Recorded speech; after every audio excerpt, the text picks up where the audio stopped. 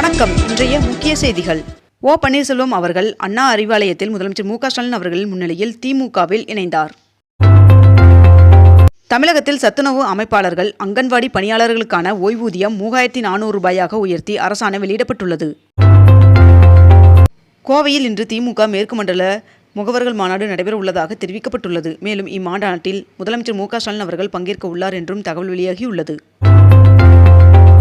பிரதமர் நரேந்திர மோடி அவர்கள் மற்றும் இஸ்ரேல் பிரதமர் பெஞ்சமின் நெதன்யாகு ஆகியோரின் முன்னிலையில் இந்தியா இஸ்ரேல் இடையே 17 ஒப்பந்தங்கள் கையெழுத்தானதாக தெரிவிக்கப்பட்டுள்ளது. தமிழகத்தில் மார்ச் 4ஆம் தேதி வரை மழைக்கு வாய்ப்புள்ளதாக வானிலை மையம் தகவல் தெரிவித்துள்ளது. 22 கேரட் ஆபண தங்கத்தின் விலை சவரனுக்கு 160 ரூபாய் குறைந்து ஒரு சவரன் 1,19,200 ரூபாயாகவும், 1 கிராம் 14,900 ரூபாய்க்கும் விற்பனை செய்யப்பட்டு வருகிறது. இதனைத் தொடர்ந்து 1 கிராம் வெள்ளியின் விலை 295 ரூபாய்க்கு விற்பனை செய்யப்பட்டு வருகிறது. எழும்பூர் ரயில் நிலைய மேம்பாட்டு பணியின் காரணமாக தாம்பரம் முதல் கடற்கரை நிலையம் வரை இயக்கப்படும் சிறப்பு கூடுதல் பேருந்துகளின் நேர அட்டவணை வெளியிடப்பட்டுள்ளது. வேலூரில் கலைஞர் நூற்றாண்டு தங்கும் விடுதி கட்டடத்தை முதலமைச்சர் மு.க.ஸ்டாலின் அவர்கள் திறந்து வைத்தார். 217 அரசு பள்ளிகளில் 296 கோடி ரூபாய் செலவில் கட்டப்பட்டுள்ள வகுப்பறை கட்டடங்களை முதலமைச்சர் மு.க.ஸ்டாலின் அவர்கள் திறந்து வைத்துள்ளார். ஊட்டி நகராட்சிக்கு உட்பட்ட பகுதியில் குடியிருப்பு அனுமதி பெற்று வணிக ரீதியாக அனுமதியின்றி காட்டேஜ்களாக செயல்பட்டு வந்த 2 கட்டடங்களுக்கு அதிகாரிகள் சீல் வைத்தனர். தமிழகத்தில் உள்ள சத்துணவு மற்றும் அங்கன்வாடி பணியாளர்களின் நீண்டகால கோரிக்கையை ஏற்று அவர்களுக்கு சிறப்பு ஓய்வூதிய தொகையை உயர்த்தி தமிழக அரசு அரசாணை வெளியிட்டுள்ளது. தாம்பரம் மற்றும் சென்னை கடற்கரை இடையே இன்று முதல் கூடுதலாக 20 விரைவு மின்சார ரயில்கள் இயக்கப்படும் என்று அறிவிக்கப்பட்டுள்ளது.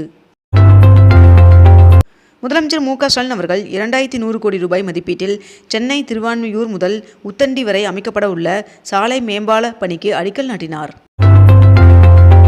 தமிழகத்தில் காலியாக உள்ள 6 மாநிலங்களவை எம்பி பதவிகளுக்கான வேட்புமனு தாக்கல் தொடங்கியது. மாசி மக திருவிழாவை முன்னிட்டு வருகின்ற மார்ச் 2ஆம் தேதி தஞ்சாவூர் மாவட்டத்திற்கு உள்ளூர் விடுமுறை அறிவிக்கப்பட்டுள்ளது. 2025ஆம் ஆண்டிற்கான பெண் குழந்தைகள் பாதுகாப்பு தின மாநில அரசு விருதுகளை முதலமைச்சர் மு.க.ஸ்டாலின் அவர்கள் வழங்கி சிறப்பித்தார். அமைச்சர் சேகர்பாபு அவர்கள் திருவிக நகர் சட்டமன்ற தொகுதியில் விளையாட்டு மைதான மேம்பாட்டு பணியை துவங்கி வைத்தார். இந்து சமய அறநிலைத்துறையின் சார்பில் 175 கோடி ரூபாய் மதிப்பீட்டிலான 22 புதிய திட்டப்பணிகளுக்கு அடிக்கல் நாட்டி 215 கோடி ரூபாய் செலவிலான 65 முடிவுற்ற பணிகளை முதலமைச்சர் மு.க.ஸ்டாலின் அவர்கள் திறந்து வைத்துள்ளார். அரசியல் கட்சிகளின் ரோட் ஷோக்களை முறைப்படுத்த அரசு வெளியிட்ட வழிகாட்டு நெறிமுறைகளை எதிர்த்து தவேகா தொடர்ந்த வழக்கில் அரசு 3 வாரங்களில் பதிலளிக்க உயர்நீதிமன்றம் உத்தரவிட்டுள்ளது. திமுக காங்கிரஸ் கட்சிக்கு இடையிலான தொகுதி பங்கீட்டு பேச்சுவார்த்தை நாளை நடைபெற உள்ளதாக தகவல் வெளியாகியுள்ளது.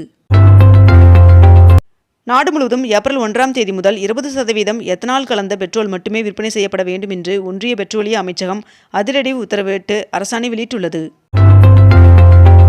நாடு முழுவதும் 14 வயது சிறுமிகளுக்கு இலவச HPV தடுப்பூசி போடும் திட்டத்தை வருகின்ற 28ஆம் தேதி பிரதமர் நரேந்திர மோடி அவர்கள் தொடங்கி வைக்க உள்ளார் என்று தகவல் வெளியாகியுள்ளது. ஊழல் வழக்கில் கைதான ஒடிசா சுரங்கத்துறை அதிகாரியின் வீட்டில் டிராலி பெட்டிகளில் கட்டுக்கட்டாக அடுக்கப்பட்ட 4,27,00,000 ரூபாய் பணம் பறிமுதல் செய்யப்பட்டுள்ளது. கௌரவ விரிவுரையாளர்களுக்கு மார்ச் 1ஆம் தேதி முதல் ஊதிய உயர்வு வழங்கப்படும் என்று அமைச்சர் கோவி செலியன் அவர்கள் அறிவித்துள்ளார். இந்தியா, இந்தோனேஷியா மற்றும் லாவோஸில் இருந்து இறக்குமதி செய்யப்படும் சோலார் பேனல்களுக்கு 125.87% வரி விதிக்கப்படுவதாக அமெரிக்கா அறிவித்துள்ளதாக தகவல் வெளியாகியுள்ளது. பிரதமர் நரேந்திர மோடி அவர்கள் 2 நாள் பயணமாக சென்னை வருகை தருவதை ஒட்டி வருகின்ற 28ஆம் தேதி முதல் 1ஆம் தேதி வரை சென்னை மீனம்பாக்கம், கிண்டி ஆகிய பகுதிகள் சிவப்பு மண்டலமாக அறிவிக்கப்பட்டுள்ளது. மேலும் இப்பகுதியில் வருகின்ற 28ஆம் தேதி முதல் 1ஆம் தேதி வரை ட்ரோன்கள் பறக்க தடை விதிக்கப்பட்டுள்ளது. தாம்பரம் சென்னை கடற்கரை இடையே ரயில் பயணிகளுக்கு இலவச பேருந்து சேவையை தெற்கு ரயில்வே ஏற்பாடு செய்துள்ளது. வங்கி மோசடி வழக்கில் ரிலையன்ஸ் குழும தலைவர் அனில் அம்பானி அவர்களின் 3716 கோடி ரூபாய் மதிப்புடைய 17 தளங்கள் கொண்ட வீட்டை அமலாக்கத்துறை அதிகாரிகள் பறிமுதல் செய்துள்ளனர்.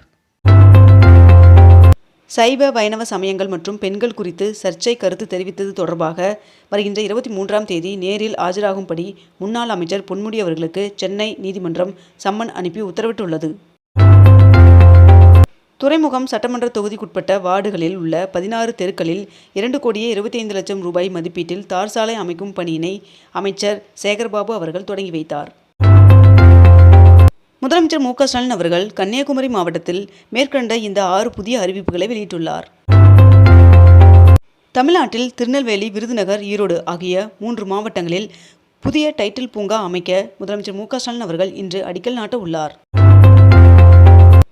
துணை முதல்வர் உதயநிதி ஸ்டாலின் அவர்கள் கண்ணகி நகரில் 75 லட்சம் ரூபாய் மதிப்பீட்டில் கட்டப்பட்டுள்ள நவீன கபடி உள் விளையாட்டு அரங்கத்தில் கபடி விளையாட்டுப் போட்டிகளை துவங்கி வைத்தார்.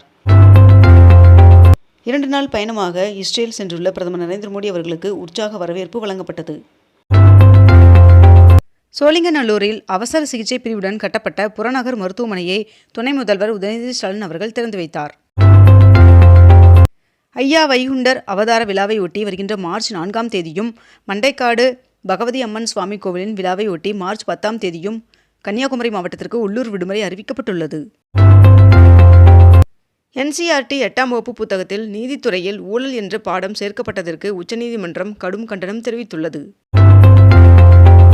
கேரளாவில் அரசு தேர்வாணைய தேர்வு எழுதுபவர்களுக்கான வயது வரம்பு 36லிருந்து 40ஆக அதிகரிக்கப்பட்டுள்ளது.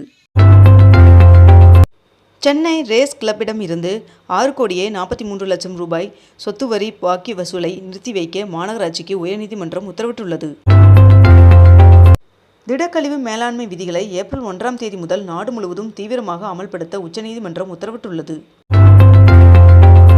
கன்னியாகுமரி மாவட்டத்தில் இலங்கை தமிழர் மறுவாழ்வு முகாமில் புதிதாக கட்டப்பட்டுள்ள வீடுகளை முதலமைச்சர் மு.க.ஸ்டாலின் அவர்கள் முன்னிலையில் முகாம்வாழ் தமிழர்களால் திறந்து வைக்கப்பட்டது. UPSC குடிமைப் பணி தேர்விற்கு விண்ணப்பிப்பதற்கான கால அவகாசம் வருகின்ற பிப்ரவரி 27ஆம் தேதி வரை நீட்டிக்கப்பட்டுள்ளது. ஸ்ரீநகர் விமான நிலையத்தில் 1,667 கோடி ரூபாய் மதிப்பீட்டில் புதிய முனையம் கட்ட ஒன்றிய அமைச்சரவை ஒப்புதல் வழங்கியுள்ளது. ஆந்திர மாநிலம் கண்டலேறு நீர்த்தேக்கத்திலிருந்து தமிழ்நாட்டிற்கு கிருஷ்ணா நதி நீர் திறக்கப்பட்டுள்ளது. சசிகலா அவர்கள் புதிய கட்சியை தொடங்கியுள்ளதாக தகவல் வெளியாகியுள்ளது. சணலுக்கான குறைந்தபட்ச ஆதார விலையை உயர்த்தி ஒன்றிய அமைச்சரவை ஒப்புதல் வழங்கியுள்ளது.